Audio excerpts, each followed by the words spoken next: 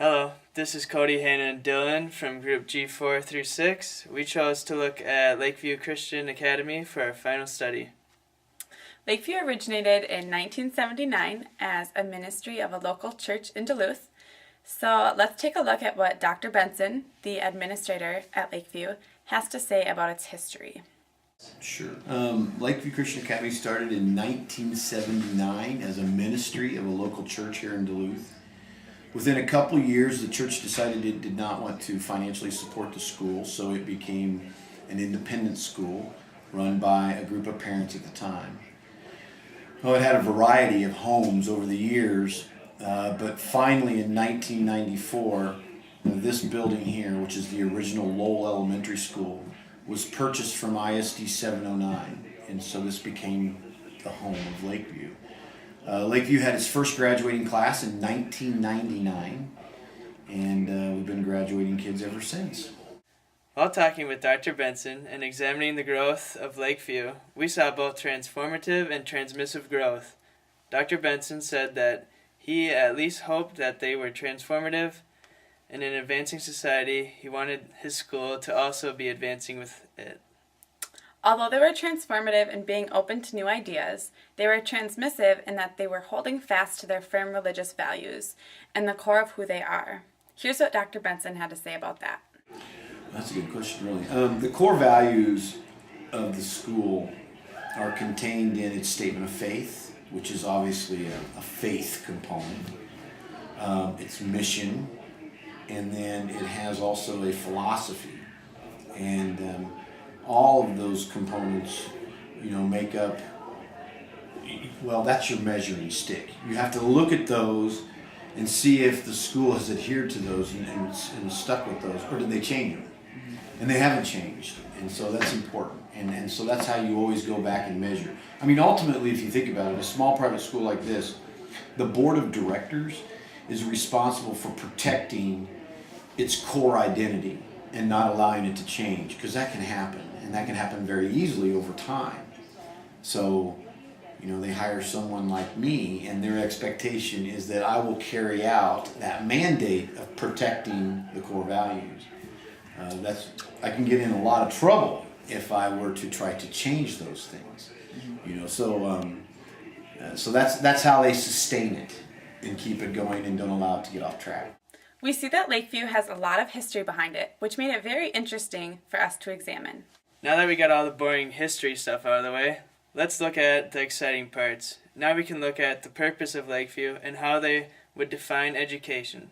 So Dr. Benson, how would you define education? Well, obviously, the educational context is trying to prepare kids adequately for what comes after school.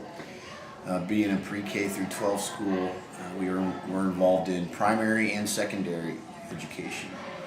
But really, as a Christian school, it becomes bigger than that because we have a twofold objective, and that is to not only educate the kids, adequately equip them, in other words, for what comes after high school, but at the same time to try to help them grow in their Christian faith.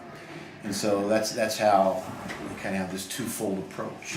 So actually, believe it or not, education is not that difficult. The other part is extremely difficult, and trying to have an environment that, in a sense, allows students to explore their faith and grow in it.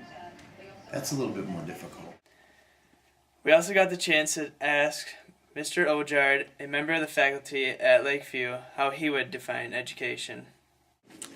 I would define education as not just the passing on of knowledge, which one would generally think of as being education, but also passing along the traditions and ethics of previous generations to the future generations. Throughout the interviews, we saw that Lakeview showed more of an idealist approach to education. Because it is a Christian school, they accept the Christian faith as fact and are not very open to other ideas.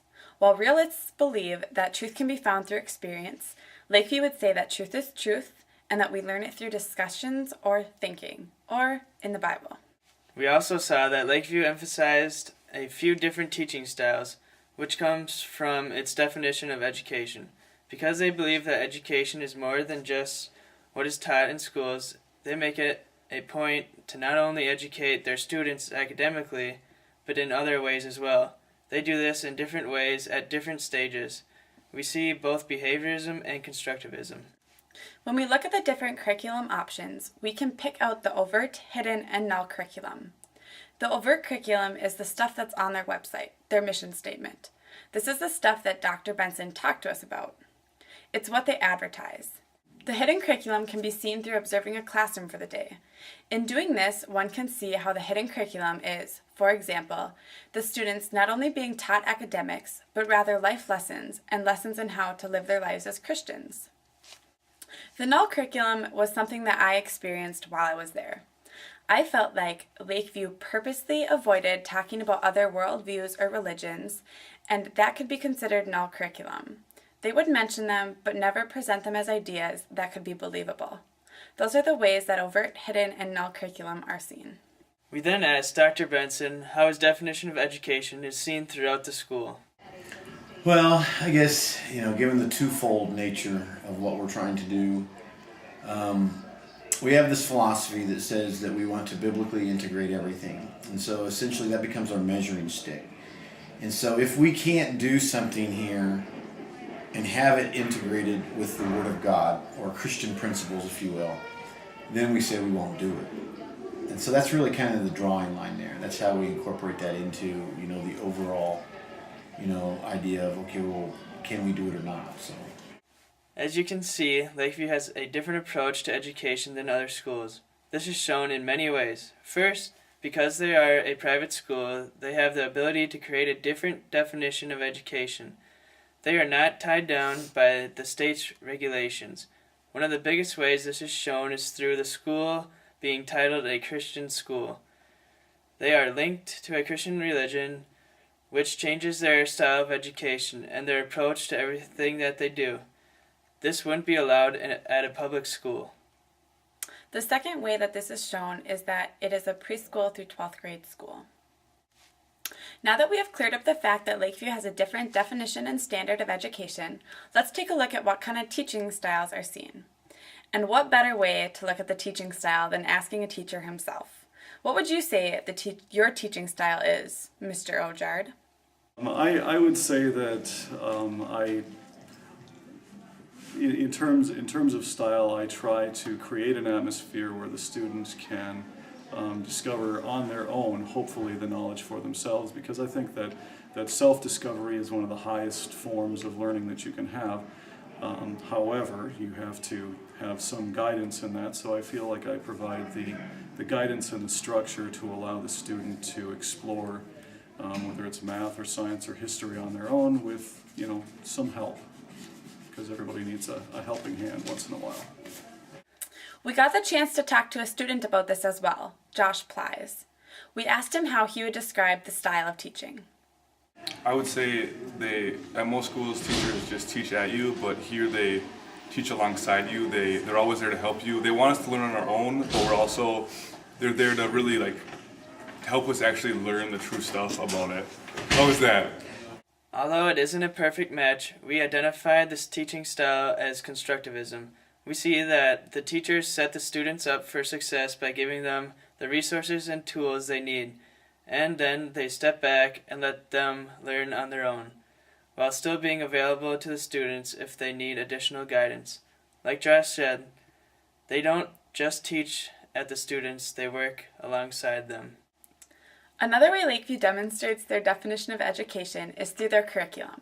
We asked Dr. Benson how he chooses curriculum for his school. He said this. Well, a curriculum, if you understand, an instructional sequence has to be established somehow. I mean, since we're pre-K-12, here's what we do. We start at what our post-secondary enrollment admission requirements. And if you look across the United States, they're pretty consistent. Where are you at now? UMD? Mm-hmm. Okay, so you're at UMD. If you look at the admission requirements for UMD, you could look at almost every other university in the United States, and they're going to have very similar admission requirements as far as what's the minimum. So that's what we utilize as our graduation requirements. We want to make sure that every student, not just the cream of the crop, but every student graduates with the ability to make the transition right into post-secondary ed. And actually in this state, because of PSEO, or what's called concurrent enrollment, dual credit courses, CITS, you can actually provide students with a huge advantage if they can knock out as many college courses as they can while in high school. So basically, though, I guess my point of saying that is once we establish what a 12th grader looks like, that's how we determine what an 11th grader looks like, 10th grader, 9th grader. If you're in the School of Education, you're going to find out that the development of curriculum, that's the backward by design model. And so you just work your way down. And that's exactly what we've done. I mean, our preschool instructional sequence is based upon a backward by design model all the way through the grade levels. While examining what type of curriculum used, we found that Lakeview uses a variety of curriculum methods, depending on the situation. In the younger grades, preschool for example, it is a teacher-based curriculum, where the teaching style is behaviorism. Because the students are so young, they can't be expected to teach themselves and develop their own curriculum. Therefore, it is the teacher's job to teach and mentor the students. In the higher grades, we see a mix of student-based curriculum and subject-based curriculum. The teachers do what they can to accommodate to the needs of the students while still making sure all the necessary material is covered. Another interesting thing that we noted was how Dr. Benson inadvertently talked about how equality versus equity was seen at Lakeview. Dr. Benson talked about how he wanted his school to give students equal opportunities. He didn't want only some to succeed. He realized, though, that there are many students with special needs, and one of his goals is to create an environment where those students are given the resources they need to have the opportunity to succeed. That is the equity that we see in Lakeview. Let's take a look at what Dr. Benson had to say about this topic. Well, another limitation that's notoriously associated with Christian schools, its ability to meet the needs of all students. Normally, students that have special needs are normally excluded from the private school environment because the small school doesn't have the resources. Well, we made a intentional decision 4 years ago that because we believe that every child is important to God, regardless of where they are in their life, we wanted to have an academic program, a school, that would be able to meet those needs no matter what they were. And when I first came here, we had one part-time resource teacher, and now we have 5 full-time resource teachers. And they allow us to keep our standards very high. So right now we haven't really found ourselves in a position where we would have to deny anyone admission based on any kind of learning challenges that they might have. So that's become a sort of a neat thing. And we have 15% of our student population receive some form of intervention from our resource department. So for a small school, that's significant. It's working. This is another area that we see transformative growth. The special education department has been growing. We see that Lakeview has come a long way, but in education it is important to look at where an education institute is going. When we asked Dr. Benson where he wanted to see the school in 5 to 10 years, we got a few different answers. He wanted to see transformative growth in the future, and he wanted to see equity being put into action.